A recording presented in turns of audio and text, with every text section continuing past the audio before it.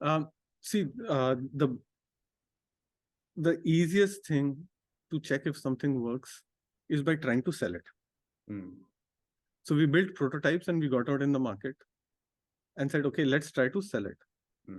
Uh, what starts to happen is you figure out which narrative will work. We spoke about it. The second thing you start to figure out is which user segment it will work more for you. And in our case, for example, for the first 3 or 4 days, when we were at an event as large like a World Book Fair, we were actually approaching almost everyone who seemed like to be a parent of a kid of the age of 7 to 12 years old.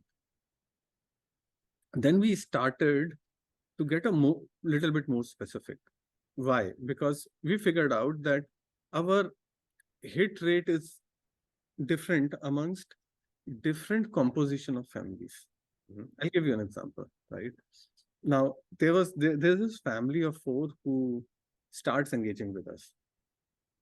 Is 2 kids seemed very cultured and obedient.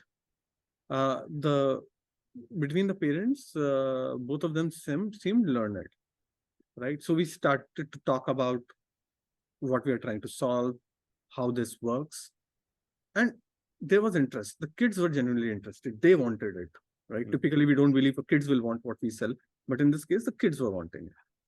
Very interesting. The father kept looking at it, and at one point of time, he said, I think you should get our kids to do it. That was a point when the mother lost interest and said, like, our kids already do all of this. You are not at home the entire day. How would you know? And this thing got repeated for us again and again. So we kind of figured out that while this may be an issue, we should not try and convert segments where either of the parents is a stay-at-home parent or a homemaker, because they may take it personally if they're able to do a good job on this or not. So, like, it becomes easier. Means we got almost 100% hit rate when both the parents were professionally employed in one way or another. Right. So, like, I think long story short, like, coming back is, like, initially find one segment that works for you and then test it out. See, our definition of a ideal user persona became very clear. The first thing is both parents professionally qualified or working in a corporate job. That's the first one, right? The second thing, like that became quite clear for us is, the parents have to be in top 4 or top 6 cities. Why? Because the parents need to have paucity of time to go for a solution that is asynchronous in nature.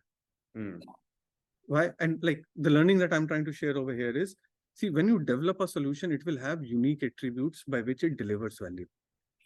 Understanding those unique attributes by which it delivers value and being able to further drill down and focus on your target segment is really important. And the third thing, we said, hey, we need to kind of look for those parents who have high global exposure, because they tend to benchmark their children's growth with global benchmarks. Or like directly, indirectly, a behavior pattern is that they have some bit of FOMO or fear of missing out towards the kids or the child's future development, because that's an essential part of the narrative that we share as well.